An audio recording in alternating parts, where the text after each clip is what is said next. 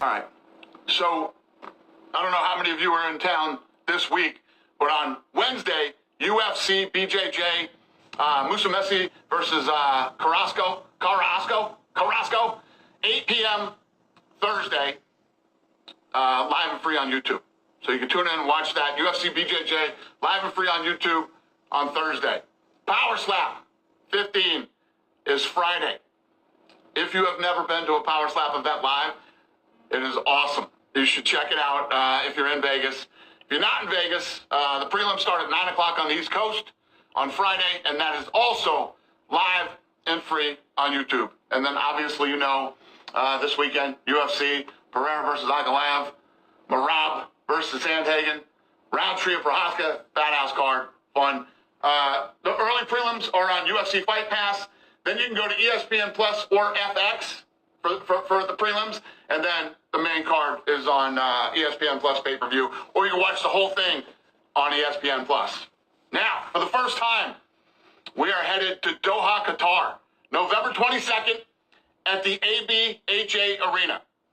And the main event will be the number 2 ranked lightweight contender, Arman Tsarukyan, taking on number 6 ranked Dan Hooker. And as you know, Arman won 9 of his last 10 fights. He's got wins over Oliveira, Dariush. He's on a 4-fight win streak.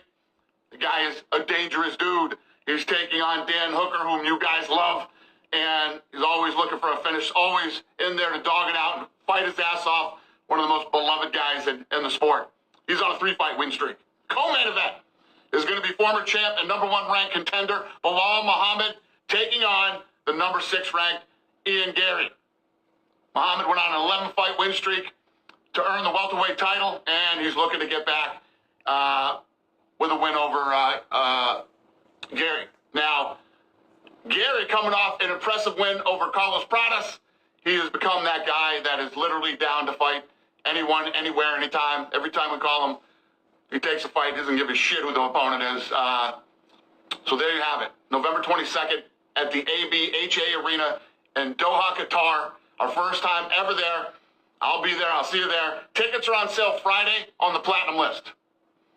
All right? All right. Have a great day, everybody. Good talking to you. Dan Hooker will be the underdog against Arman Tsarukyan, but if he can pull off an upset, that'll be him moving close to title contention, beating the number 2 ranked guy in the division. If he can do what he did against Gamrot, he might have a shot to win a decision, but most people are picking Arman to get the fight to the ground and land some ground and pound and win a decision, possibly. Co-main event, Belal Muhammad versus Ian Machado Gary. Not too long ago, it would be kind of surprising Belal Muhammad, who was the champ of the division, would be the co-main event for a Dan Hooker Fight Night card, but that's what's happening here. Muhammad versus Gary is the co-main event for Arman versus Hooker Fight Night card. So not only is Belal not the main event, not on a pay-per-view, he's on a Fight Night card. He's the co-main event for a Dan Hooker Fight Night card. So things move fast in the sport. You got to pay attention. Some people wanted to see Belal versus Usman. They had some heat. They still have animosity, but that would have been the natural fight to make, but it didn't happen. Some people wanted to see Gary versus Brady, but that's not happening. So maybe Brady and Usman can get matched up with each other in the meantime. For this fight specifically, it's a chance for Gary to move close to title contention if he can beat Belal Muhammad. And for Belal, it's a chance to show he still has it as a top-ranked contender in the division.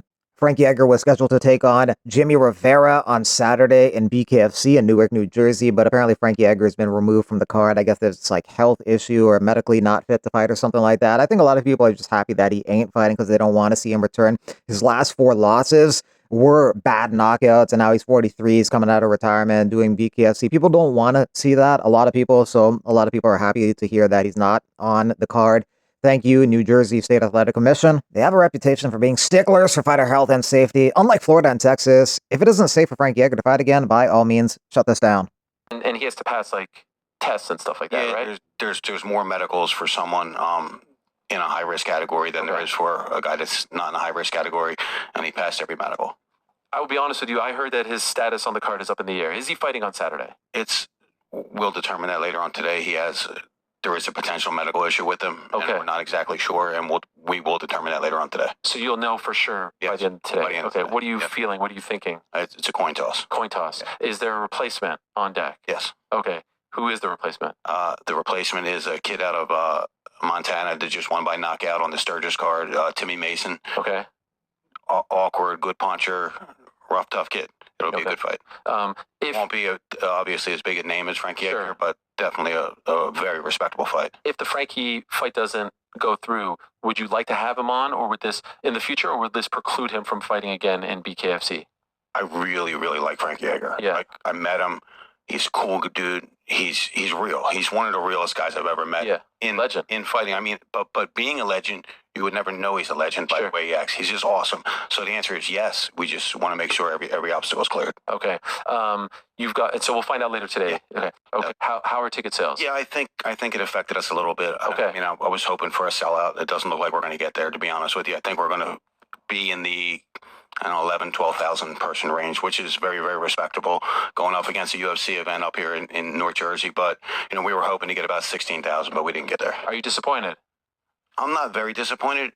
I didn't schedule this to go up against the UFC. Yeah. I scheduled it first, and then they came on it. I would never have scheduled it against the UFC, especially a pay-per-view event of this magnitude. But to go up against a UFC pay-per-view of this magnitude and still sell 12,000 tickets, I'm happy. First time in the market as well. Yeah. Historically, you don't usually try to go on UFC days, right? No, definitely not. We'll go against a fight night, but against a numbered event, definitely not. Did you try to move it once you heard that they were going? It wasn't until the end of November where we had a date here in Prudential, and that didn't work for us. We're booked throughout the rest of the year. Okay.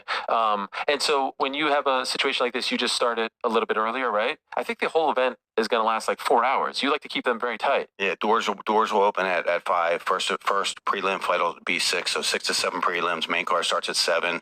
Should be out of there 9:30, 9:45ish. Khalil Rountree is prepared for a bloody and violent battle with Yuri Prochazka on Saturday. He obviously prefers if it's not like that and more of a flawless victory in his favor, but he is ready for whatever. And that fight with Alex Pereira was a real tough and violent war and good preparation for this fight with Yuri Prochazka, which could be another dogfight. This one is a 3-rounder, though, not a 5-rounder. Prochazka is the kind of fighter who's probably going to force the issue and turning things into a war and a dogfight. He really is a kill or be killed type of fighter, which is why all his fights end in a finish. So while Khalil does like to use his footwork, evasiveness, and distance with his strikes, Prochazka is probably going to force the issue and turn this into a war, and Prochazka is the slight favorite in this fight. When we spoke with John, he said that he can't imagine a world this goes to the judges' scorecards, and if it does, it's going to have eyeballs hanging out, broken limbs, and everything. So is that kind of what you're expecting against Yuri too? Just kind of like an all-out kind of violent fight in there? I hope not. I'm ready for whatever. Honestly, everything right now is lighthearted, everything, but I'm prepared for whatever. I think that after that Alex fight, I proved to myself how far I can go and how far I'm willing to go if the fight goes there. You get what I mean? But am I praying for this violent, bloody match? Absolutely not. That's yeah. So if it goes there, it goes there. Can it go there? Absolutely. And I'm prepared. Absolutely.